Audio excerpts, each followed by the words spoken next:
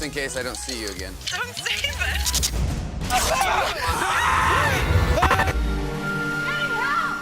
I'm back. Whoa! Whoa! What happened to my husband? In the ground. On what should have been an ordinary, peaceful day, everything in Ava's world shattered. Two strangers broke into her home and, without mercy, gunned down her father, the one man who promised he'd always keep her safe. She was only 14. Frozen with shock, Ava stood still as her father bled out in front of her. His final message echoed in her mind. Don't cry. The trauma branded her for life. Never. He had trained her to survive. That training was all she had left.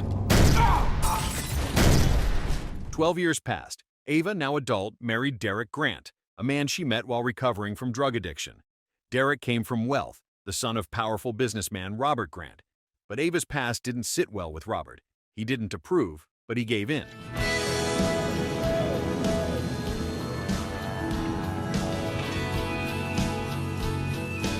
For their honeymoon, Ava and Derek flew to a Caribbean island where Derek's family owned a secluded beach house, one filled with memories of his late mother. There, the couple embraced the island life. They dove into the ocean, raced jet skis, and soaked in the tropical sun. Then came the night that changed everything. While having dinner at a quiet seaside restaurant, Derek stepped away. In that brief moment, a local tour guide named Manny approached Ava with an offer, a daring trip to Cabaret, home to a notorious zipline route known as El Viudador.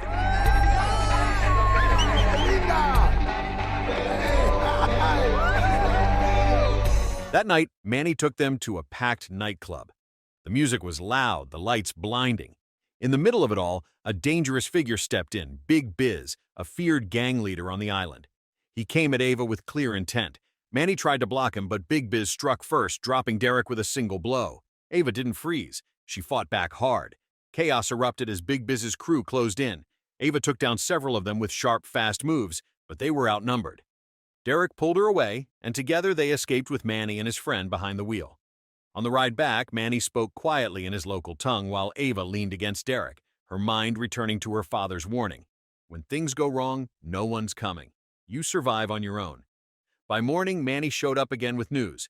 Big Biz wanted payback. Fear hit fast until Manny cracked a smile and said it was a joke. He was actually there to take them to the zipline course they'd talked about. They rode deep into the jungle on motorcycles, rough trails, and thick trees all around. At the cliffside launch point, Manny went first. Ava froze, afraid of the height, but Derek's steady push gave her the nerve. She jumped. Fear turned to adrenaline as she flew over the treetops. Oh my God! Lean back! Lean back! Derek followed right after, strapped in and filming every second. I was good there. How was that, man? Next, they reached the final zip line, El Viudador. It was the longest in the Caribbean, stretching high above the dense jungle. Ava froze again, saying she couldn't do it. Derek pushed her to try, but she stood her ground. Manny launched first, then Derek followed, laughing and recording the ride. Then, disaster struck. Mid-flight, Derek's safety line snapped. He dangled in the air, swinging helplessly above the trees. His camera dropped. Panic set in. Manny rushed back along the zip line and tried to pull him to safety, but their grip failed. Derek slipped and fell straight into the jungle below.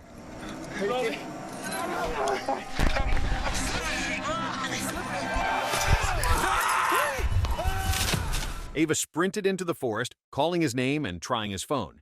She heard the ringtone and followed it through the underbrush. There, in the bushes, she found him, unconscious, his body scraped and bleeding. She screamed for help. No answer from Manny. A zipline worker called for support. An ambulance arrived not long after. Ava tried to climb in with Derek, but the medics stopped her. Due to strict insurance policies, no companions were allowed inside. A zipline worker named Jojo translated the rules and handed her a business card with the hospital's address. When Ava asked about Manny, Jojo said he had no idea where he went. Determined to stay with her husband, Ava jumped on a nearby motorcycle and chased the ambulance through the busy city streets. She lost sight of it more than once, but kept going. Then, at a crowded intersection, a car slammed into her. Thrown from the bike, she hit the ground hard. The driver rushed her to the hospital, supposedly the same one the ambulance was heading to. At the front desk, Ava asked for Derek. The staff checked, but nothing came up. No record, no patient by that name. Please check a Derek Grant for me. Please. Pero no a este Derek Grant. She showed his photo, explained they were Americans, even handed over the business card from the ambulance team. Still, the answer was the same. No one named Derek Grant had been admitted. She called Derek's sister, Sandy, hoping for a lead. But there was nothing. Derek hadn't contacted her either. Out of time and out of patience, Ava pushed past hospital staff and searched the building herself. Room by room, hallway by hallway, nothing. Security caught up and threw her out. She didn't stop. She ran from hospital to hospital, showing Derek's photo at every reception desk she could find. No one had seen him. No one could help. But as the trail grew colder and every answer led to another lie, Ava realized she wasn't just looking for her husband. She was about to uncover something deeper and far more dangerous. This was no accident. This was in the blood. With nowhere else to turn, Ava went to the police. A female officer with limited English gave her a form and promised a follow-up if anything turned up. Frustrated and alone, Ava was left with one truth, just like her father had taught her. In the end, you only have yourself. Soon after, Derek's father, Robert, landed on the island with his wife and daughter, Sandy. He joined Ava at the police station hoping for answers. They met with Commander Ramon, who gave them bad news. There was no record of Derek at any hospital. The ambulance, it turned out, wasn't run by the hospital at all. It belonged to a private company, separate and untraceable. The situation only got worse. They all returned to the zipline site, but there, another twist hit. The owner claimed the zipline hadn't been in operation on Monday, the exact day Ava said the accident happened. He also said he didn't know anyone named Manny. And Jojo, the same worker who spoke with Ava the day before, now denied ever meeting her. You were here yesterday when my husband fell from the zip line, right? This is Jojo. Yo no sé, me encantaría ayudarte, pero yo no vine a trabajar anoche. O sea, ayer. Yo no vine ayer. Why are you lying? Okay. As a result, Commander Ramon told them to go back to the station. But instead of helping, the police turned on Ava. Their tone changed. Their questions shifted. It was clear they were starting to suspect her. No missing person alerts were issued. No sketches released. Nothing. Outside, Ava had enough. She pushed Robert and Sandy to help her do it themselves, passing out Derek's photo and the sketch with their own hands. That night, hope briefly returned. A news report showed Robert offering a $100,000 reward to anyone who could help find his son. But behind the scenes, doubt crept in. Robert began to question Ava, pointing to her troubled past. Furious, she fought back. By morning, Robert, his wife, and Sandy had packed up to leave the island. Still refusing to give up, Ava returned to the zipline site, this time alone. She forced Jojo onto the zipline, then stopped the ride midair. Dangling above the jungle, Jojo cracked under pressure. Ava filmed everything as he admitted Manny had told him to stay silent. Look at me. What happened to my husband? Manny told us to be quiet. Later, she rushed the footage to Commander Ramon, thinking it would finally lead to answers. Instead, the police turned on her again. They arrested her on the spot.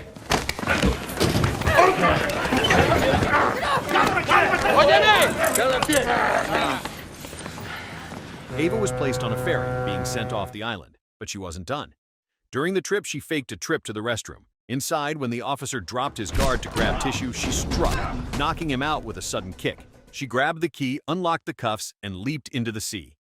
She swam all the way back to shore. Soaking wet but focused, Ava slipped into a hotel room being cleaned. She changed, put on dark sunglasses, and made her way to the nightclub where she had first seen Manny. She spotted him.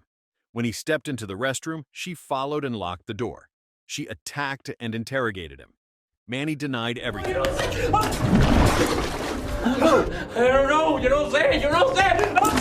Until Ava showed him a photo of a tattoo she remembered from the fake ambulance team. Manny recognized it.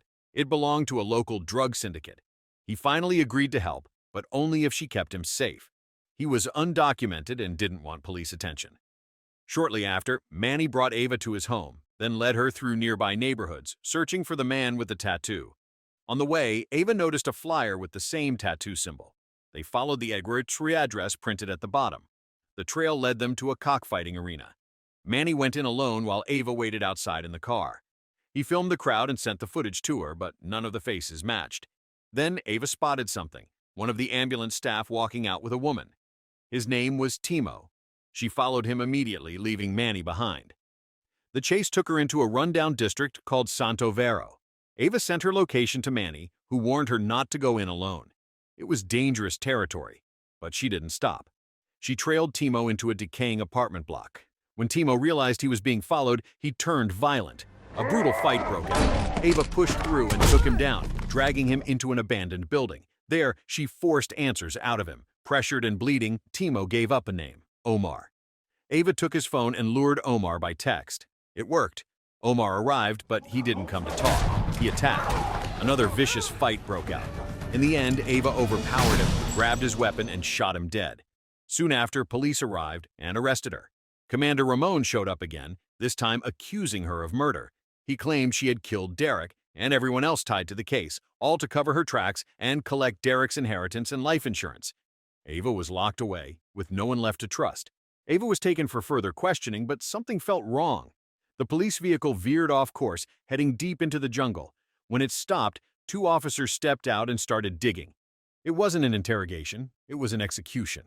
Alone in the back seat, Ava fought with the handcuffs. She broke free. A final brutal fight exploded.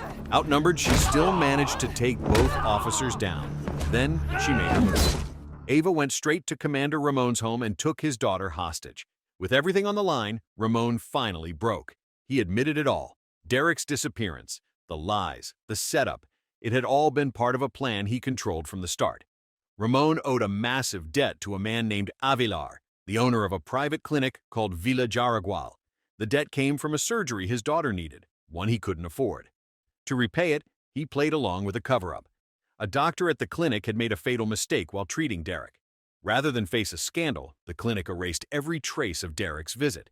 They made him disappear. Hearing this, Ava was pushed to the edge. She believed Derek was dead, and she gave Ramon a final choice, to do the unthinkable or she would take down his entire family. Afterward, she returned to Manny's house, broken and bloodied. She told him Derek was gone. Manny was stunned. When he saw her injuries, he urged her to get medical help. The next day, Ava didn't return to the hospital for answers. She came to take control. She stormed through the entrance and held the receptionist hostage, the same woman who had taken her report the day Derek disappeared. Ava forced her to hand over an access card, then moved deeper into the hospital. Inside, she ambushed a doctor, covered his head with plastic, and pressured him for the truth. On a nearby CCTV screen, footage revealed what had been hidden: Derek, unconscious, being wheeled into the hospital by a group of muscular men. The doctor froze in fear. He agreed to help and introduced Ava as his assistant, calling her Christy, claiming she was part of an upcoming surgery. Soon they were joined by Silvio Lugo, the nightclub owner who had ties to the earlier attack involving Big Biz. Escorted by his men, they entered an operating room. There lays Derek, frail, unconscious, and hooked to machines. The doctor began extracting bone marrow from Derek's spine. It was meant for Silvio, who needed it for treatment.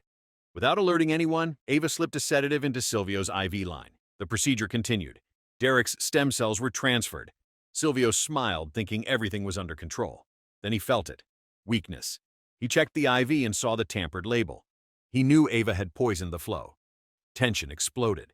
Ava acted fast, pulling her weapon and shooting one of Silvio's guards.